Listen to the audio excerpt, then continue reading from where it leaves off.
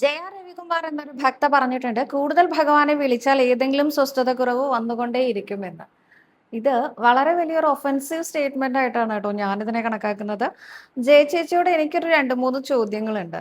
ഒന്നാമത്തെ ചോദ്യം, ജയ ചേച്ചി എന്ത് മുതലാണ് ശ്രീ ഗുരുവായൂരപ്പനെ ഭജിക്കാനോ വിളിക്കാനോ തുടങ്ങിയത്? അതിനു മുൻപുള്ള ജയ ചേച്ചിയുടെ ജീവിതം വളരെ സ്മൂത്ത് ആയിട്ടായിരുന്നോ പോയിരുന്നത്?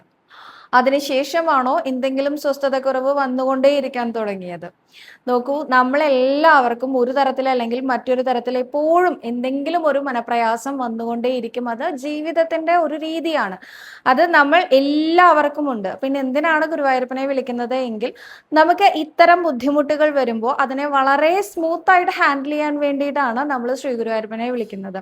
ഗുരുവായൂരപ്പനെ വിളിക്കുന്ന ഒരാൾ ഒരു പ്രശ്നത്തിനെ നേരിടുന്നത് പോലെയല്ല ഗുരുവായൂരപ്പനെ വിളിക്കാത്ത ഒരാൾ ഒരു പ്രശ്നത്തിനെ നേരിടുന്നത്. നമ്മുടെ ജീവിതം കുറച്ചുകൂടി ലളിതമാവാനും അല്ലെങ്കിൽ കുറച്ചുകൂടി സുഗമമാവാനും വേണ്ടി തന്നെയാണ് നമ്മൾ ഗുരുവായൂരപ്പനെ വിളിക്കുന്നത് എന്നുള്ളത് എൻ്റെ മാത്രമല്ല, നമ്മൾ കൃഷ്ണാരിമിത്രങ്ങൾ ഓരോരുത്തരുടെയും അനുഭവമാണ്.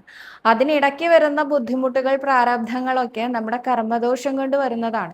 ഈ കർമ്മദോഷങ്ങളുടെ ആ ഒരു പാപ പരിഹാരത്തിനായിട്ടാണ് നമ്മൾ ശ്രീ ഗുരുവായൂരപ്പനെ ആശ്രയിക്കുന്നത്. നമുക്ക് ഒരു നദി കടന്ന് അപ്പുറത്തേക്ക് പോകാൻ ഒരു തോണി മാർഗമായിട്ട് ഉപയോഗിക്കാം, അതല്ലെങ്കിൽ നീന്തി കടക്കാം, അതും അല്ലെങ്കിൽ പാലം ഉണ്ടെങ്കിൽ പാലം വഴി പോകാം. ഏത് മാർഗത്തിലൂടെ പോകണം എന്നുള്ളത് വിവേകപൂർവം തിരഞ്ഞെടുക്കാൻ വേണ്ടിയിട്ടാണ് നമ്മൾ ഓരോരുത്തരും ശ്രീ ഗുരുവായൂരപ്പനെ ഭജിക്കേണ്ടത് എന്നാണ് എൻ്റെ അഭിപ്രായം.